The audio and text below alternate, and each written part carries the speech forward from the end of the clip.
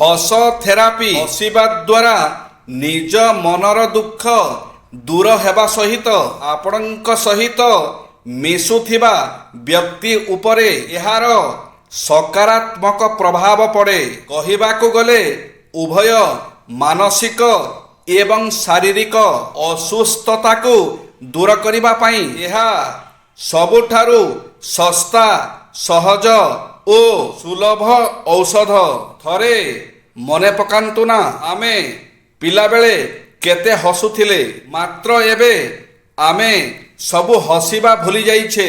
ବୋଧ ହୁଏ ସେଇଟା ଆମର ଜଟିଳ ଏବଂ ସମସ୍ୟାବହୁଳ ଜୀବନ ବଞ୍ଚିବାର ମୁଖ୍ୟ କାରଣ।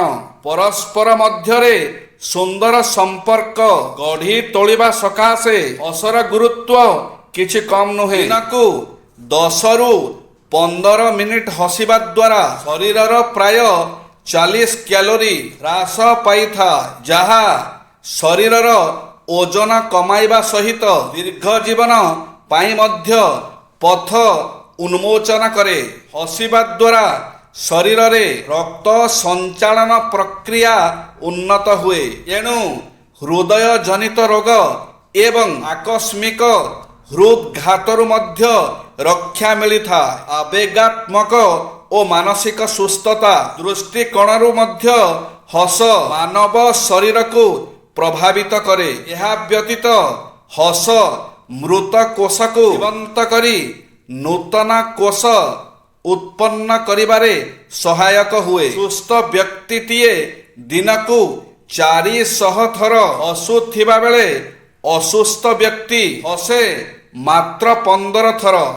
ବିଶ୍ୱାସ ଓ ଭରସା। ଭରସାଟି ବିଶ୍ୱାସ ହୋଇପାରେ, କିନ୍ତୁ ବିଶ୍ୱାସ କେବେ ଭରସାର ସ୍ଥାନ ନେଇପାରିବ ନାହିଁ। ତେବେ କଥା ଉଠିବ, ବିଶ୍ୱାସ କ'ଣ ଏବଂ ଭରସା କ'ଣ? ବିଶ୍ୱାସ ଓ ଭରସା ଭିତରେ କି ପାର୍ଥକ୍ୟ ଅଛି?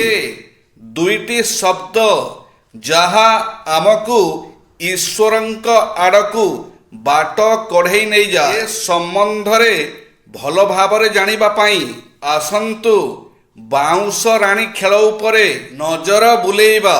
ଏ ବାଉଁଶ ରାଣୀ ଖେଳ ଭାରତର ସବୁଆଡ଼େ ଦେଖାଯାଏ। ଦୁଇ ପଟେ ଦୁଇଟି ଶକ୍ତ ବାଉଁଶ ବା ଖୁଣ୍ଟ ପୋତା ଯାଇଥିବ।